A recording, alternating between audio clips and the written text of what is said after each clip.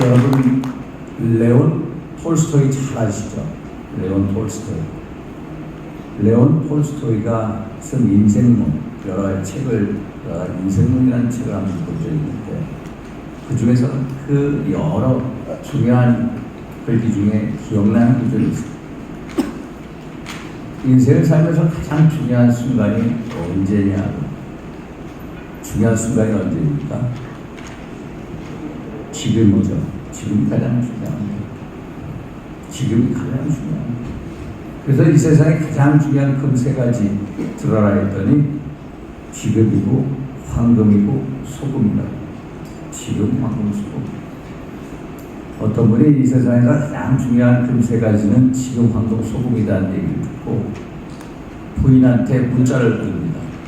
여보, 이 세상에 가장 중요한 세 가지가 뭔지 알아? 그랬더니 뭐야? 투명스럽게 답이 왔어요. 그랬더니 지금, 황금, 소금이야. 그랬더니 부인의 답이 뭔지 아세요? 지금, 현금, 입금이야.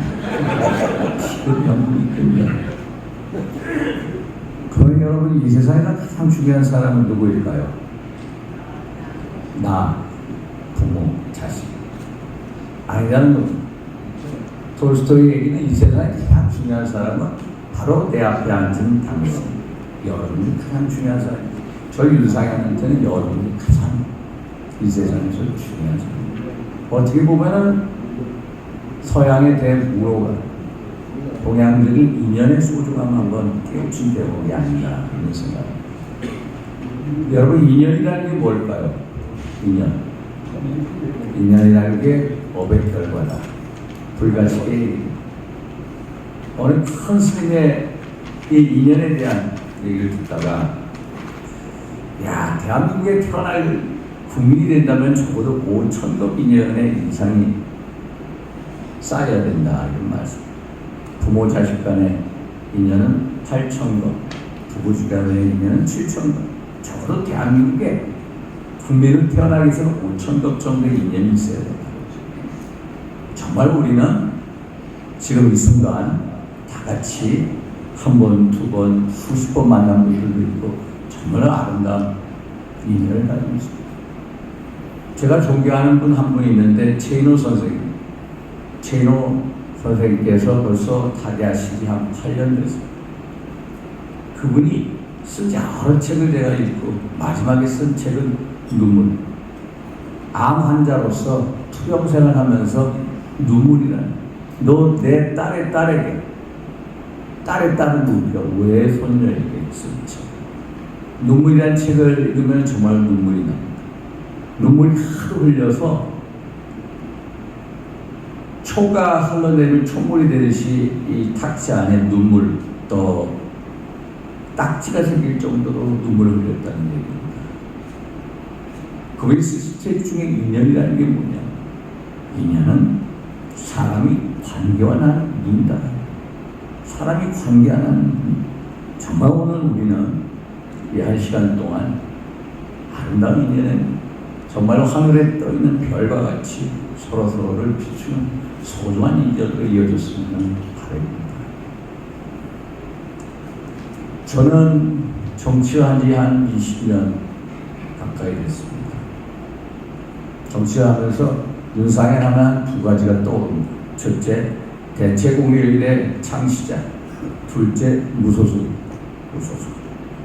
대체공휴일. 제가 국회의원이 되자마자, 야, 미국이나 영국이나 일본, 심지어 중국에서도 야, 휴일을 월요일날 3월 1일이 일요일이면은 그 다음 월요일을 쉬게 하는 겁니다. 또 일본 같은 경우에는 휴일 중에 수요일, 금요일, 토요일 이렇게 돼 있으면 하루 목요일을 딱 쉬게 하는 방법.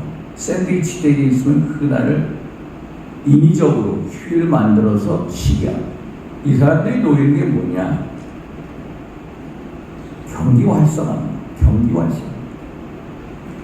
휴일을 연달아 쉬게 함으로써 경기 침착을 시키고 이런 생각을 하고 있는 겁니다.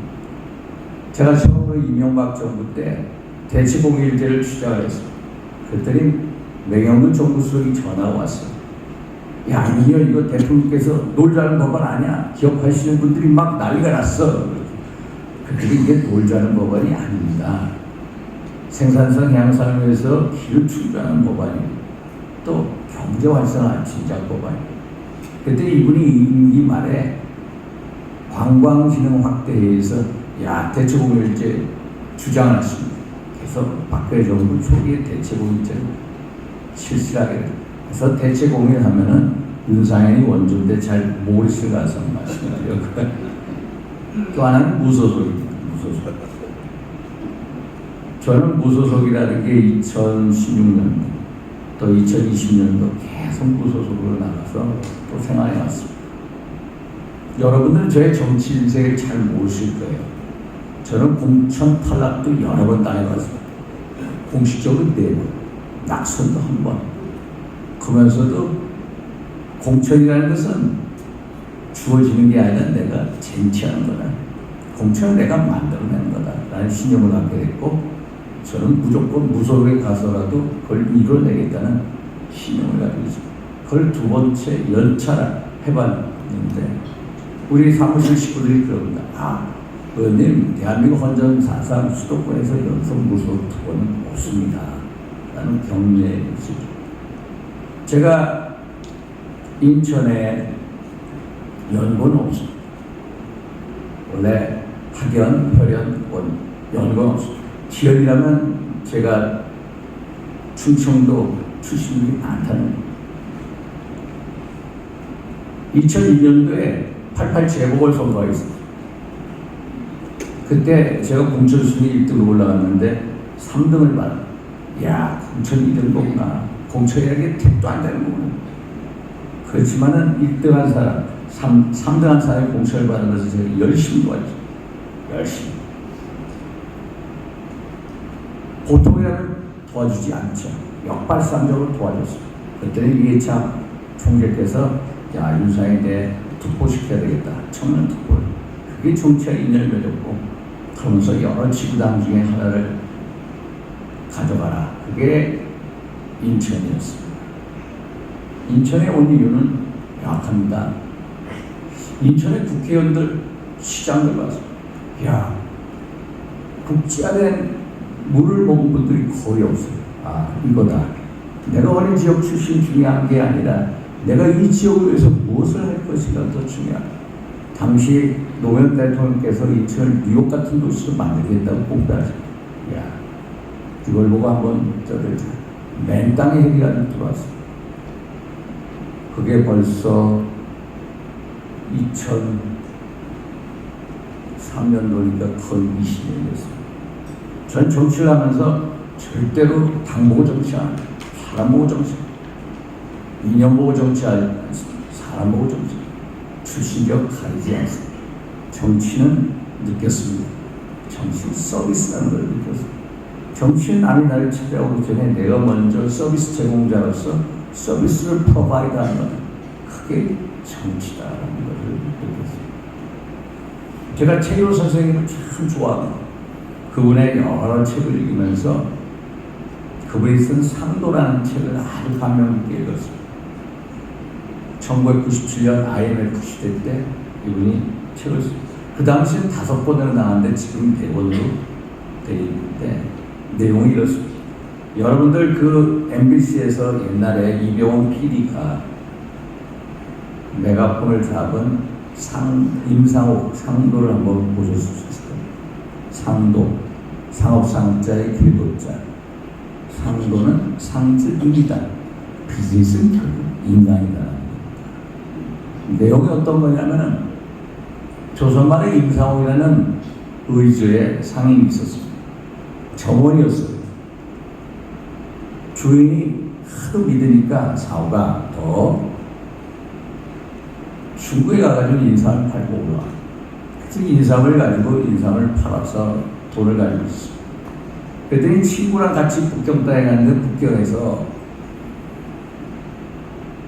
사오가 우리 한번 바깥물 좀 쐬자. 유곽이나 가자. 그래가지고 둘이 술 먹고 중국에 유곽을 가고 유곽에 가서 중국 여자를 만났어요. 그 여자가 막 우는 거예요. 너 왜 우냐? 왜 우냐? 그랬더니 내가 이 유곽에 처음 팔려온 날입니다. 저를 구제해달라고 합니다. 자기를 구출해달라고 합니다. 지오밍 중국말로 구명해달라. 구명해달라고 하는 겁니다. 그랬더니 임상옥이가 조선 남자입니다. 저 울고 있는 여자는 중국 여자입니다. 짱메이링이라는 중국 여자. 그 중국 여자를 너무너무 안타까운 겁니다. 너무너무 안타까워가지고 주인을 부릅니다. 이 사람을 구명 데리고 나가서 어떻게 해야 되냐? 돈을 내십시오. 돈을 내는데 그 돈이 어디 있어요? 주인 인상을 팔고 나면 그 돈을 가지고 그 여자 몸값을 치고 나오게 됩니다. 이 여자가 얼마나 감동하겠습니까? 중국 여자 전혀 이름도 모르는 처음 본 조선인 남자가 자꾸 후퇴해줍니다. 그럼 당신 누구냐 했더니 딱 7자 의주산인 임상옥이다. 그리고 헤어집니다. 임상옥은 조선에 왔습니다. 주인이 난리가 났어요. 주인이 임상옥이 좋게 보고 사이 삼으려고 했다가 이놈아 안 되겠다. 파면시킵니다. 그래서 이 친구가 절에 가서 목탁을 몇 번 두르기 계속 두르기인데 이건 내 인생 팔자가 아닌데 하는데 어느 날 친한 친구가 온 거야. 상호가 중국에 갔더니 너에 대해서 방이 걸렸어. 방의 내용이 뭐냐면 너를 데려오는 사람 너한테 돈을 지불한다는 거야. 가보자. 그래서 둘이 갑니다. 중국의 그 주소대로 가봤더니 엄청 큰 대궐 같은 집이 나오는 거예요. 그래서 거기 들어가서 내가 임상옥이야 하니까 자기가 살려줬던 그 중국인 여자가 그 대궐집에서 나오는 거예요. 이 여자가 중국의 국간대장에 후처가 됐다가 본부인 죽으면서 이분이 안방마인 역할을 하죠. 그러면서 자기를 살려줬던 조선인 남자 임상옥이 잊지 못하는 거예요. 그래서 임상옥을 불러서 임상옥한테 거금을 주고 임상옥이가 돌아와서 의주에서 인삼장사를 하고 조선 말에 내탕금 왕실의 빚이야.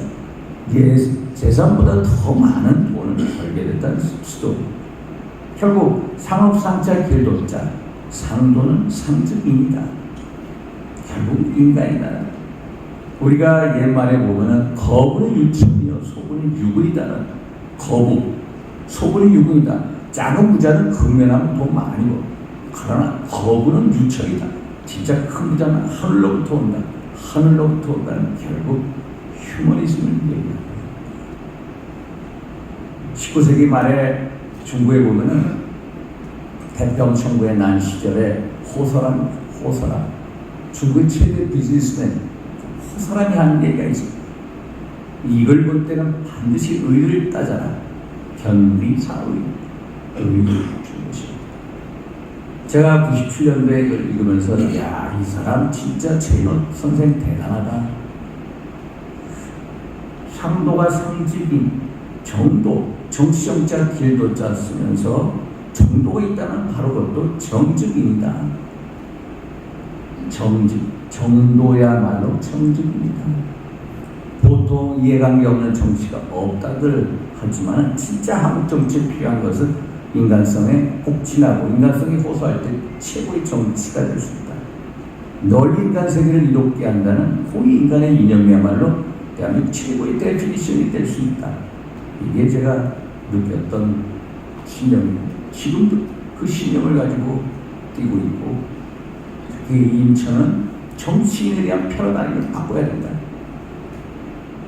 내가 이 지역 출신이어서 중요한 게 아니라 내가 이 지역을 어떻게 발전시켜야 하는가. 심지어 인천의 발전이라면은 링크 같은 사람을 수입해서라도 인천 발전에 투입시켜야 한다. 라는 생각이 있습니다. 인천이라는 도시는 국제성과 개방성과 다양성의 특징을 가지고 있습니다. 그 도시에 맞는 정치인의 기능이 무엇인가? 적어도 큰 인천에 정치인이 되려면 뉴욕 가서 인천에 대해서 투자 환경이나 또 여러 국제적인 환경을 설명할 줄 알고 상해와 홍콩과 고베를 넘나들면서 도시의 경계를 늘 허물고 인천을 세일할 수 있는 사람이 진짜 인천에 필요한 정치에 대한 세일된 리더십이 필요한 도시가 바로 인천이다 하는 생각을 합니다. 이제 본론으로 들어가겠습니다. 리더십과 신임. 저는 주변에 오랜 동안 대통령들도 많이 보고 또 역사적인 인물들도 책을 통해서 많이 만나봤습니다. 제가 가지고 있는 가장 큰 주제, 리더는 태어나는 거냐, 리더는 만들어지는 거냐. 제가 리더는 태어나는 게 아니라 만들어지는 거예요. 리더는 자기 신념에 따라서 만들어지는 것이다 라는 것을 확실히 깨우쳤습니다. 그래서 두 분을 소개할 거죠. 한 분은 동양, 한 분은 서양. 두 분의 리더를 보면서 한번 나하고 한번 마음속으로 한번 나가 어떻게 해야 되는가를 한번 같이 생각했으면 바랍니다. 제가 미국에서 대학 교수할 때 워싱턴 포스트에서 97년도인가 6년도인가 2000년이라는 새로운 밀레니엄을 준비하면서 미국에 있는 유명한 학자들이 질문을 던집니다. 지난 1000년, 거꾸로 1000년, 996년부터 1996년까지 세계사에서 가장 기억할 만한 뛰어난 역사적 사건이 무엇이냐라고 했습니다. 동서양을 통틀어서 인류사에 가장 큰 영향을 미친 역사적 사건이 무엇이냐. 답이 징기스칸이죠. 징기스칸. 몽고 제국. 동양이나 서양이나 몽고 제국에 대해서 최고의 역사적 평가. 우리가 몽고 제국 하면은 징기스칸, 태무질의 라이프 스토리에 대해서 잘 모릅니다. 제가 이 징기스칸의 어린 시절을 보면서 이 사람은 정말로 이 대제국을 건설할 만한 사람이구나. 진짜 신념의 지도자라는 것을 알게 됐습니다. 태무지란 사람은 당시 몽고가 여러 개의 부족으로 나뉘어져 있었습니다. 아버지가 예수계가 다른 부족을 약탈을 하면 거기 있는 재산하고 여자들을 전부 다 납치합니다. 납치해온 여자 중에 후엘로라는 여자가 있어요. 그 여자를 부인 삼아가지고 자식이 태어납니다. 그게 태무지. 그런데 태무지도 10대 후반에 부인을 얻습니다. 보르테라는 여자를 얻습니다. 그런데 자기 여자를 빼앗깁니다. 보르테를 빼앗겨서 다시 태무진이 자기 여자를 찾는데 2년 가까운 세월이 걸립니다. 자기 여자를 찾아갔습니다. 그런데 아싸, 큰일 난 겁니다. 자기 부인의 배가 이렇게 나와 있는 겁니다. 임신을 하고 있는 겁니다. 적장애를 임신하고 있는 겁니다. 자기 부인을 데리고 왔는데 좀 있다가 애가 아들이 태어납니다. 여러분이 만약에 이런 위치에 있다면 어떻게, 얼마나 황당하겠습니까? 그래서 그 주변에 있는 태무진의 부하들, 그 당시는 겨울을 아셨답니다. 태무진, 저 애를 죽여라. 저 애는 우리 부족의 분열의 씨앗이 된다. 죽여라. 고민한다. 아마 여러분 800년 전에 13세기 때 남의 자식을 내 자식을 인정할 수 있겠습니까? 죽여야죠. 가장 손쉬운 방법은 죽이는 겁니다. 그런데 엄마 후엘론이 얘기합니다. 얘야, 제가 무슨 죄가 있냐? 네가 힘이 없어 빼앗겼는데 저 여자 애를 거뒀다. 고민하다가 태무진이 그 자식을 아들을 자기의 장자로 입니다. 둘 사이에 애가 전혀 없는데 자기의 장자가 거다가 남의 자식. 그러면서 정말로 졸치라고 해가지고 나그네같이 나한테 온 아이라고 하는 졸치라는 이름을 주게 됩니다. 여러분이 한번 생각해 보십시오. 야, 내가 남의 자식을 내 자식 인정할 수가 있나? 불가능한 일이죠. 죽이는 게 쉬웠을 겁니다. 그런데 왜 태무지는 그 아이를 살렸을까요? 신념이기 때문에. 태무진한테는 그 자식을, 자기 자식을 인정하고 하는 것을 초월한 하나의 큰 신념이 있기 때문에. 그 신념이라는 건 뭐냐? 몽고의 당시 6개 부족이 전쟁과 가난의 공포 속에 떠는 것을 치유해야 되겠다. 내가 6개 부족을 통합을 하고 몽고를 왕국으로 만든 다음에 그 다음에 그 기세를 몰고 전 세계를 제패하겠다는 신념이기 때문에 남의 자식도 나의 자식을 인정을 해서 하나의 촉매대로 써서 통합의 근거, 촉매대로 쓰는 겁니다. 포용의 리더십을 보여주는 겁니다. 그러면 여러분, 막 욕을 하던 부하들이 태무지 저 병신이야 합니까? 아닙니다. 욕을 하던 부하들은 더욱더 태무진한테 고개 숙여지죠. 왜? 자기는 못하는 것을 저 사람은 하니까. 결국 리더라는 건 뭐냐? 그 신념입니다. 그 신념을 어떻게 가지냐? 남의 자식을 내 자식으로 인정하려면 참으로 어렵습니다. 정말로 하기 싫은 거에는 반드시 숭고한 의미가 있다는 걸 꼭 깨달으셔야 돼요. 정말로 하기 싫은 것, 가고 싶지 않은 곳에 가야만 하는 숭고한 의미를 되찾고 그것을 실행으로 옮기는 게 바로 리더입니다. 그것은 바로 신념에서 나오는 겁니다. 남의 자식을 자기 자식으로 인정을 하고, 야, 제국을 건설하겠다는 그 큰 신념이기 때문에 남의 자식을 내 자식으로 하는 건 정말로 사소한 트리비얼한 것밖에 안 됩니다. 그 큰 신념 앞에는 전혀 문제가 안 되는, 결국 이러한 포용의 리더십, 강한 신념을 가지고 전 세계를 제패한다. 한 나라를 정복할 때마다 그 나라의 훌륭한 인재들을 자기의 선발에 임명합니다. 그 나라의 풍습이나 문화를 전부 다 허용해줍니다. 결국 그래서 대제국을 건설, 자기의 큰아들 조치를 어느 정도까지 몽고가 러시아 쪽 캄차카 반도까지 진출한 캄차카 반도의 왕으로 세웁니다. 동서로마 제국, 나폴레옹 제국, 알렉산더 제국보다 두세 배 많은 영토를 이루게 된 배경, 태무진의 신념에서 나왔다는 것. 자기가 가장 하기 싫은 것에서 반드시 숭고한 의미가 있다는 것. 그 숭고한 의미를 찾아서 신념화시켜서 행동으로 연결하는, 그게 바로 리더라는 것. 태무진이 죽기 전에 이런 얘기. 저도 몽고에 가가지고, 몽고에 가면은 울란바토르에서 100km 지점에 북한산에 매장이 돼 있다고. 근데 그 누구도 위치를 모른다고. 근데 징기스칸 책을 보면은 죽기 전에 나는 일생을 몽고 제국의 영광을 위해서 살았구나. 유언을 냅니다. 징기스칸이 이런 얘기를 합니다. 나는 내 집안이 못 산다고, 내 집안이 형편없다고 불평하지 마라. 나는 들쥐를 먹고 살았다. 내 군대가 작다고 얘기하지 마라. 나는 남의 나라 군대 100분의 200분의 1의 군대를 가지고 세계를 제패하는 거다. 나는 내 이름도 쓸 줄 몰랐다. 내 이름조차 쓸 줄 몰랐지만은 나는 내 양쪽의 길을 가지고 남의 일을 경청하려고 했고, 내가 내 자신을 이기는 순간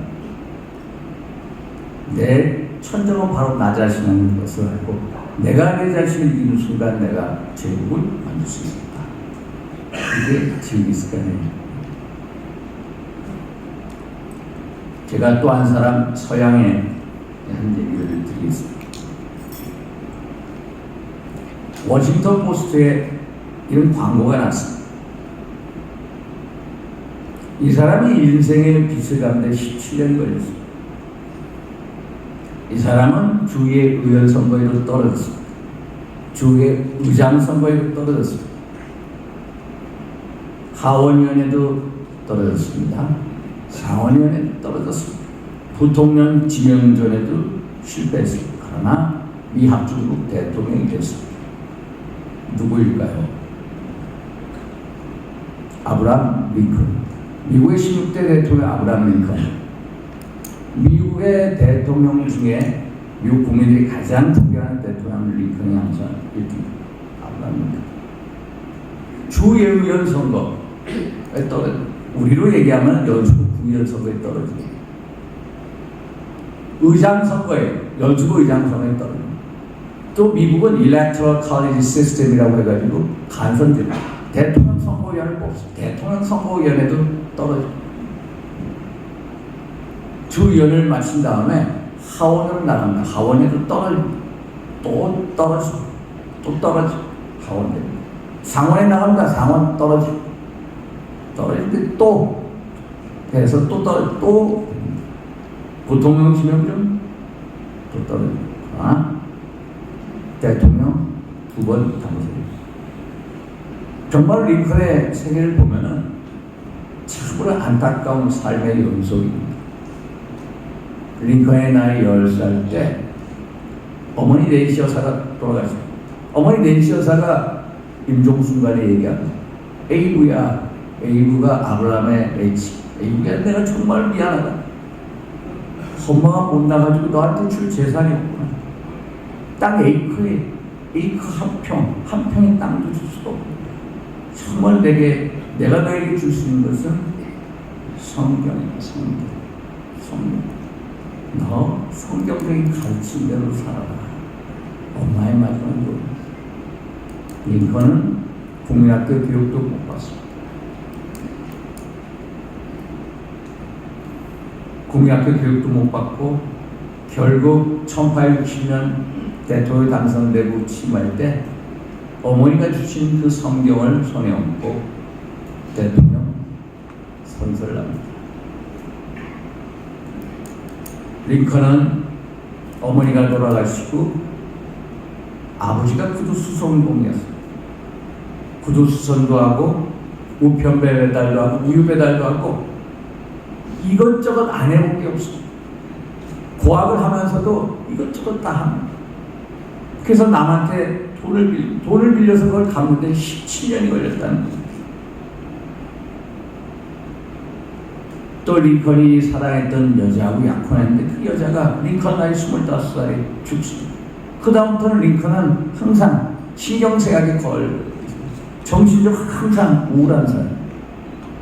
역사상 유명한 사람들 보면 우울증 환자들이 많습니다.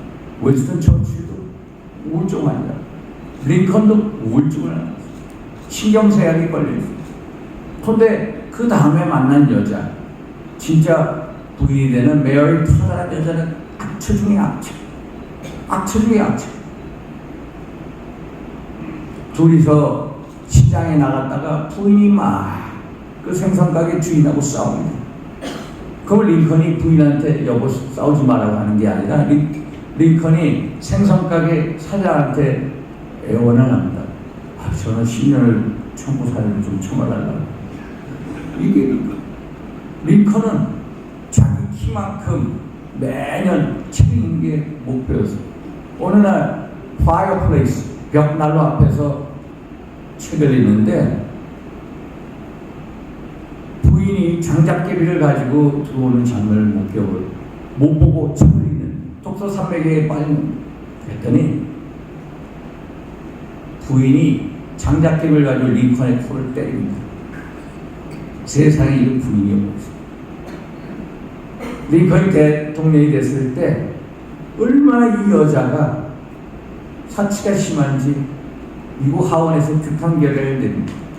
대통령 연구위원 제발 소비 좀 줄여주소서. 이런 여자. 링컨이 암살당한 다음에 첫째 아들 로버트가 엄마의 침실에 들어가가지고 옷장을 열어보고 놀랄 겁니다. 이 예전에 기부인들은 이런 긴 글러브 장갑을 쓰지 않습니까? 그 장갑 한 2,000개 켤레가 있는 세상의 아들이 놀래. 그 정도의 사치를 좋아하는 거죠. 큰 여자하고 살았습니다. 얼마나 인생이 불행합니까? 어머니 일찍 돌아가시고 진짜 좋아했던 여자는 또 사망하고 또 만나는 부인은 악초고 항상 선거 나갈 때마다 떨어집니다. 링컨같이 선거에 실패한 사람이 없어요. 링컨을 연구하는 사람들은요, 링컨이 인생의 큰 실패를 몇 번 겪었느냐? 27번 겪었어요. 27번. 실패를 너무너무 많이 합니다. 제가 예전에 마윈이라고 중국 아시죠? 알리바바. 마윈을 본 적이 있는데, 마윈이 64년생입니다. 이 사람도 수많은 실패를 한 겁니다. 거부가 되기 전까지 이 사람은 항저우 출신인데 항저우에서 가장 열심히 한 게 학교 다닐 때 한 게 영어입니다. 영어를 열심히 공부해요. 영어를 배우려고 미국인만 나타났다면 호텔에 가는 거예요. 호텔 가서 외국인 만나서 영어 하는 게 목표입니다. 그러면서 이 사람이 얼마나 많은 실패를 하는지 아십니까? 고등학교 나오고 하버드에 한 10몇 번 했는데 계속 떨어집니다. 10몇 번 떨어집니다. 이 사람이 외국인 업체가 중국에 왔을 때 거기에 취직하려고, 외국인 업체 영어 하려고 한 24번이나 떨어집니다. 그런데 이 사람이 어느 날 딱 기회가 온 겁니다. 90년대 미국을 갑니다. 미국 가가지고 보니까 이야, 인터넷으로 상거래를 하네? 이거다 해가지고 중국에 와서 미천이 없어. 미천 어떻게 할까? 친척들 10몇 명한테 8천만 원 정도를 빌립니다. 그러면서 상거래를, 중국에서 가장 큰 상거래를 이루는 게 이 사람이 하는 얘기가 있습니다. 사람은 성공해서 배우지 실패해서 배워라. 실패해서 배우는 삶. 우리가 아는 에디슨 있지 않습니까? 에디슨 전구를 발명하는데 얼마나 많은 실패를 합니까? 너 실패 몇 번 했어? 너 9,999번 실패했어? 친구 한번 줘. 아니, 나 9,999번 전구가 안 꺼진 방법을 발견했어. 생각이 다릅니다. 여러분 만약 이런 데 한번 가보십시오. 켄터키 프라이드 치킨 보시죠. 켄터키 프라이드 치킨. KFC 앞에 가면은 보타이를 하고 코스염에 빨간 옷을 입은, 응? 아저씨 한번 뚱뚱한 사람이 있죠. 그 사람이 누군지 아십니까? 커넬 샌더스. 커넬 샌더스라는 사람을 갖다 놨어요. 그 사람이 66세 때 퇴직을 합니다. 그때 딱 가지고 있는 돈이 $105. $105를 가지고, 야, 나는 켄터키 프라이드 치킨 나오게 된 프라이드 치킨을 이것저것 한번 세일을 해야 되겠다. 이 사람이 매장을 몇 번 찾아갔는지 아십니까? 내가 가진 레시피를 가지고 이걸 받아달라고. 그런데 1007번을 실패합니다. 1007번. 1008번째 그걸 받아들여서 켄터키 프라이드 치킨. 얼마나 많은 실패를 합니까? 이것도 그 수많은 실패 속에서 일어선 지도자입니다. 부들의 의지. 신념의 바탕에는 부들의 의지가 있습니다.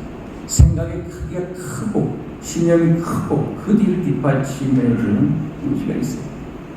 링컨이요, 일생을 통틀어서 가장 싫어하는 정적이 있습니다. 에드윈 스탠턴이라는 변호사. 스탠턴 변호사가 링컨만 보면 약을 올립니다. 야, 고릴라를 보기 위해서 아프리카 갈 필요가 없다. 진짜 고릴라를 보기 위해서는 일리노이스 스프링필드에 가라. 스프링필드에 가면 아브라함 링컨이라는 놈이 있는데 걔가 고릴라. 이렇게 피웠습니다. 최대의 정적이죠. 그런데 링컨이 대통령이 되지 않습니까? 대통령이 되는데 자기 최대의 정적 에드윈 스탠턴 변호사를 자기 국방장관을 임명합니다. 자기랑 공화당 대통령 후보 경선에 나섰던 윌리엄 스워드라는 사람을 국무장관을 임명합니다. 주변에 있는 참모들이 어떻게 하겠습니까? 각각 저 사람들은 그를 가장 비판해오고 비난해온 사람들, 어떻게 그 사람들을 우리 내각에 놓고 국방장관, 국무장관 가장 요직에 갖다 놓을 수 있습니까? 링컨이 하지만 나는 이미 그 사람들을 용서했어. 이 합중국에서 갑시다. 주변에 있는 참모들이 야, 욕하는 사람을 쓸 때 계속 욕을 하겠습니까? 아니죠. 링컨의 리더십에 감동을 하는 거죠. 감동을 하는 거죠. 링컨이 왜 그런 생각을 했습니까? 여러분, 자기가 싫어하는 사람을 자기의 내각에 넣고 싶겠습니까? 아니죠. 자기가 싫어하는 사람 멀리 하고 싶죠. 그런데 자기 싫어하는 사람, 최대의 정력들을 자기 내각에 딱 갖다 놓습니다. 제가 뭐라고 말씀드렸습니까? 가장 하기 싫어하는 것에 숭고한 의미가 있고 그 숭고한 의미를 행동으로 보여라. 그게 신념입니다. 그게 리더의 크기입니다. 링컨은 큰 생각, 큰 신념을 가지고 야, 내가 네 합중국 통합을 위해서 당시 남과 북이 싸우는 와중에 통합을 하기 위해서 나부터 통합하자. 나보다 가장 싫어하는 사람들을 다 내각에 붙여. 그래서 스탠턴 변호사, 윌리엄 스워드를 자기 내각에 최고의 내각에. 그게 바로 리더십, 그게 바로 정치입니다. 미국의 대통령 후보들이 읽는 책이 있습니다. 팀 오브 라이벌스. 라이벌들이 이끄는 팀. 우리 부시 대통령도 팀 오브 라이벌스 애독서입니다. 어떻게 다른 정적들을 한 내각에 통합시키느냐. 정말 하기 싫은 것. 그러나 하기 싫은 걸 넘어서 내 신념, 하기 싫은 거에 큰 신념, 하기 싫은 거에 숭고한 의미가 있다는 것. 그건 뭐냐? 이 합중국의 통합, 그 통합을 위해서 행동하는 것. 내가 먼저 행동해서 그 사람들을 끌어들이는 것. 결국 리더라는 것은 잘났다고 따라와라. 그건 보수. 그건 보수입니다. 리더는 따라오게 만드는 겁니다. 리더와 보수의 차이.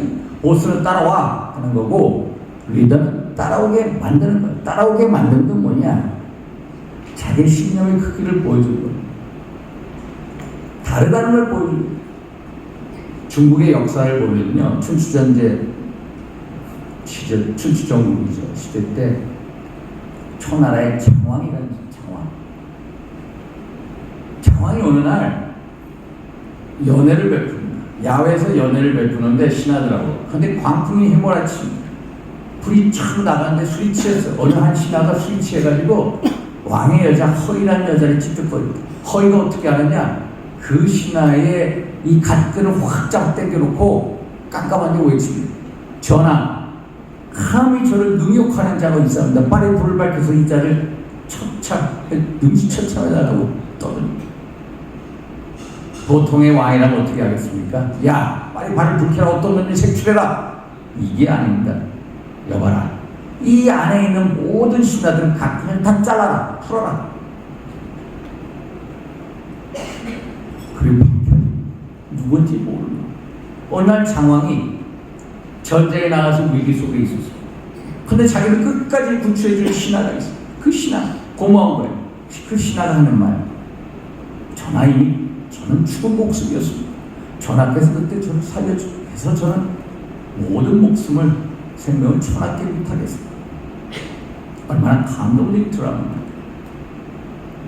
제가 예전에 2000년대 초에 멜 깁슨이 주연을 한 We Were Soldiers, 우리는 군인들이었다.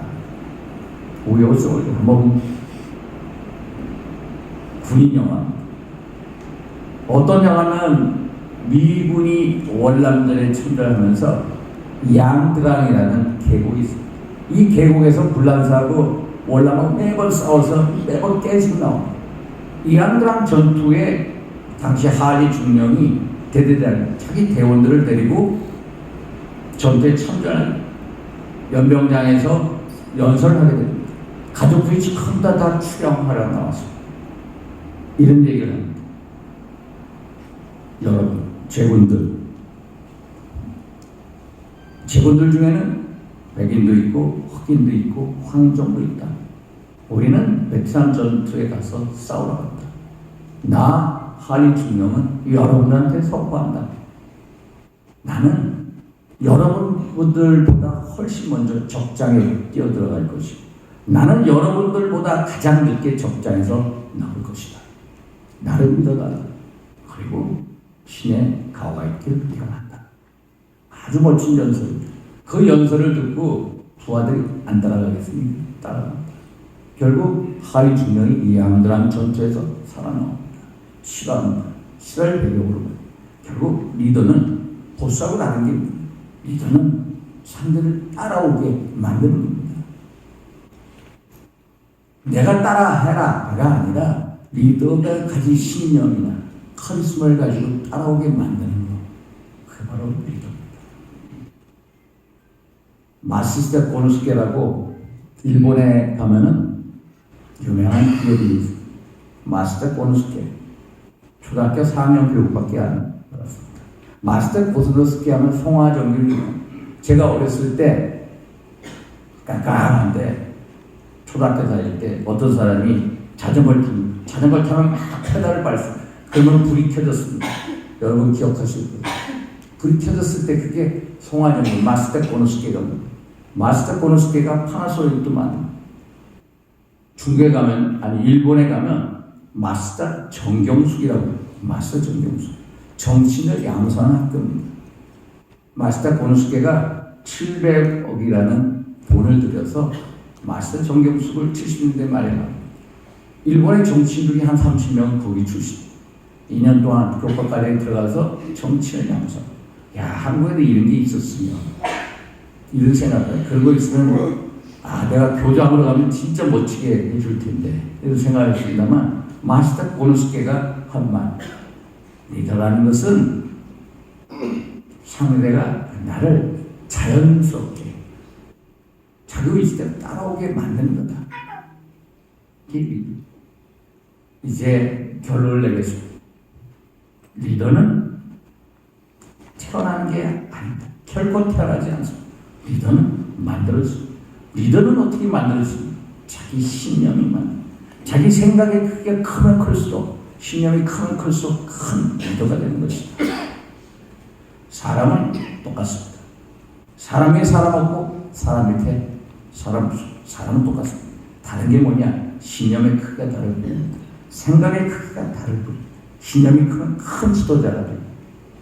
신념이 작으면 작은 지도자가 됩니다. 제가 군대 갔을 때 유격 훈련하는데 10m 높이에 막타워라는 데가 있어요. 거기서 교관이 올라와가지고 훈시합니다. 거기서 점프를 합니다.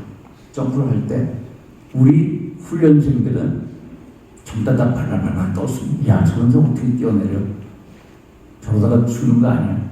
근데 우리 교관은 전혀 겁이 없는 사람처럼 막 왜 그럴까요? 한번 곰곰이 생각해 보십시오. 그 사람도 겁이 있어. 나도 겁이 있어. 똑같이 겁이 있어. 그러나 그 사람 신념의 크기가 다를 뿐입니다. 그 사람은 윤상현에는 저 초병을 교육시키는 리더 위치에 있기 때문에 속으로 겁이 나지만 겁이 없는 것처럼 보여줄 뿐이고 그걸 시범으로 계속 뛰어내리는 겁니다. 사람은 똑같습니다. 생각이 다를 뿐이고 신념이 다를 뿐이고 군에 있을 때 느낀 게 있습니다. 야, 육군 장성 중에 원스타인데 어떤 사람이 이 군에 가면은 저 위에 있던 분들이 점프를 했다고 막 그 부대장들, 대위들, 중위들이 자랑합니다. 여기에 보면은 이 패러슈트, 이 뛰어내리 이런 것을 다 몇 번 뛰어냈다, 점프를 몇 번 했다, 낙하 훈련을 했다는 겁니다. 비행기에서 뛰어내리, 항공기에서, 수송기에서 뛰어내리 훈련을 했다는 겁니다. 그런데 장군이 뛰어내립니다. 장군이 원스타가 뛰어내리지 않습니다. 그 원스타가 뛰어내립니다. 왜 뛰어내릴까요? 동기생 원스타들보다 먼저 가겠다는 신념입니다. 그 사람들 상대들보다 신념이 한 단계 크기 때문에 계속 뛰어내립니다. 그럼 그 사람 먼저 가게 됩니다. 결국 신념이 자기 자신을 만듭니다. 신념과 생각이 자기 자신을 만듭니다. 그 신념에 따라서 자기의 습관이 바뀌게 됩니다. 습관이 바뀌면요, 결국 행동이 바뀝니다.